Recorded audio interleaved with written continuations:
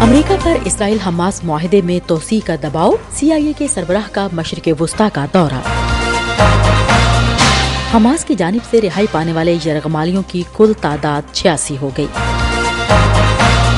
امریکی فوجی طیارہ جاپانی جزیرے میں گر کر تباہ، ایک اہلکار ہلاک، 5 لاپتہ۔ وائس آف امریکہ واشنگٹن سے اہم خبروں کے ساتھ سعدیہ زیب رانجھا۔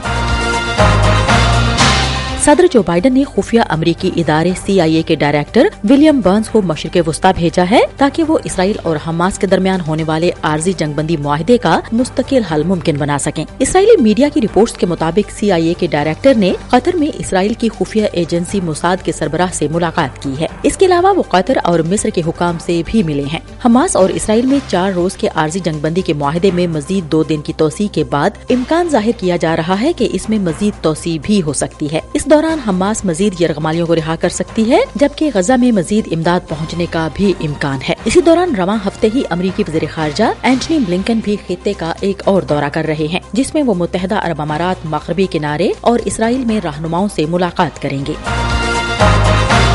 ہم وائس آف امریکہ واشنگٹن سے آپ سے مخاطب ہیں۔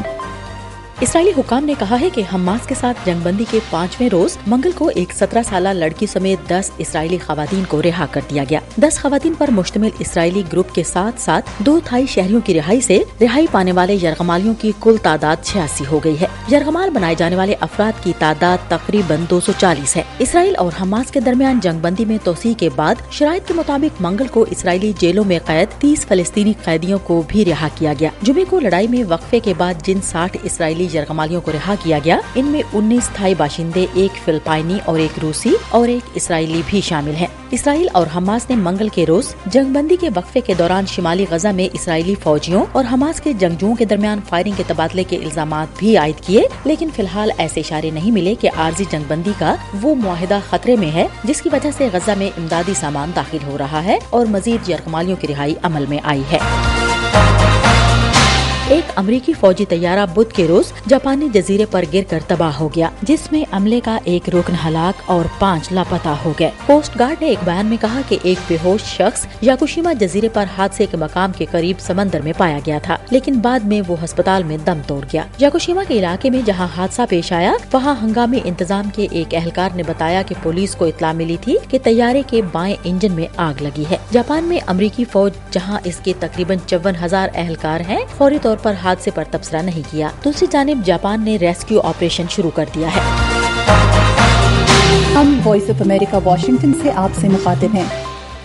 یورپی یونین کے رکن ملکوں اور یورپی پارلیمنٹ نے کہا ہے کہ وہ اس صنعتی اخراج کو روکنے کے لیے ایک ابتدائی معاہدے پر پہنچ گئے ہیں جس میں پولٹری اور پگز فارمز اور دھات کی کانوں سے اخراج شامل ہے۔ یورپی یونین کے اہم قانون ساز رادن کنیف نے کہا کہ یہ صنعتوں اور کسانوں کے لیے مزید نقصان کا باعث بنے بغیر اخراج کو نمایاں طور پر کم کرے گا، جبکہ اس کی خلاف ورزی کرنے والی کمپنیوں کے لیے سخت جرمانے عائد کیے جائیں گے۔ یہ معاہدہ، جسے ابھی باضابطہ طور پر اپنانا باقی ہے، فضلے کے اخراج اور لینڈ فل سے متعلق موجودہ قوانین پر نظر ثانی کر کے ہوا، پانی اور مٹی کی آلودگی کو کم کرے گا۔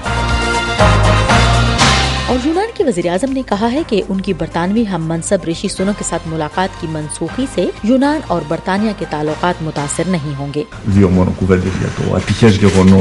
اسے بدقسمتی پر مبنی واقعہ قرار دیتے ہوئے یونانی وزیر اعظم نے یونانی صدر سے ملاقات میں کہا کہ اس مسئلے نے یونان کی جانب سے برٹش میوزیم سے پارتھنون کے مجسموں کی واپسی کی درخواست کو مزید اجاگر کرنے میں مدد کی ہے۔ یونان نے بارہا برٹش میوزیم سے مطالبہ کیا ہے کہ وہ 2500 سال پرانے مجسموں کو مستقل طور پر انہیں واپس کرے، جنہیں برطانوی سفارتکار لارڈ ایلگن 1806 میں پارتھنون مندر سے لائے تھے۔ اس دوران یونان عثمانی ترک حکومت کے تحت تھا۔ سنک نے منگل کو یونانی وزیر اعظم کے ساتھ طے شدہ ملاقات منسوخ کر دی تھی۔ برطانیہ اور یونان دونوں نے کہا ہے کہ اس تنازع نے غزہ اور یوکرین میں جنگوں اور موسمیاتی بحران سمیت عالمی مسائل پر بات کرنے کا موقع خطرے میں ڈال دیا ہے۔